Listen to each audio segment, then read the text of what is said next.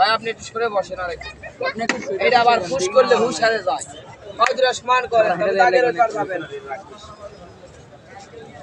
এক ভাই আপনি কি দাঁড়ান দেখবেন আজান ভাই জায়গা দাঁড়ান। এটা তালি লাগান তালি লাগান। বাইরো বাইরো বাইরো এই দেখে একটা সাপ দেখাইতে সময় লাগে 1 মিনিট, দুইটা দেখাইতে সময় লাগে 2 মিনিট, তিনটা দেখাইতে সময় লাগে 3 মিনিট।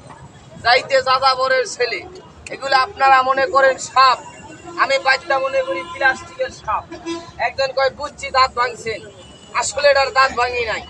দেখাবো সাপের দাঁতটা 6 ফোঁটা বিষ দেখাবো, যদি না দেখায় আমার বিচার করবেন, পাসমান করেন। এটা জোরে তালি লাগান।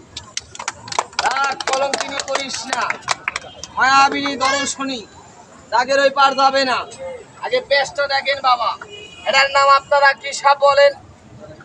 একজন কয় ডাঙার সাপ। ডাঙার সাপ এটা না, এটা ডাঙার সাপ না, কুমার সাপ। এগুলো কুমার সাপ, ডাঙার সাপ না, না প্লাস্টিক সাপ।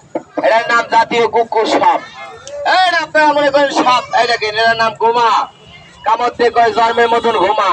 এটা বড় বড় বিলেত পাওয়া যায়, বিলেত এটা বাড়িতে পাওয়া যায়। এই যে এটা বিলেত পাওয়া যায় দাদা, ভুল হয়ে গেছে। এটা বাড়িতে থাকে কেন? ইন্দুর খাওয়ার জন্য যায়, কবিতরের বাচ্চাগুলা খায়, কবিতরের ডিম খায়, সুযোগ পারে মানুষকে কামড় দেয়। আপনারা যেখানে ঘুমান এই সাপটা গোলাকার একটা হাড়ি বানায়, হাড়িতে কি করে জানেন? ডিম দেয়, মুরগির ডিমে একটা বাচ্চা হয়।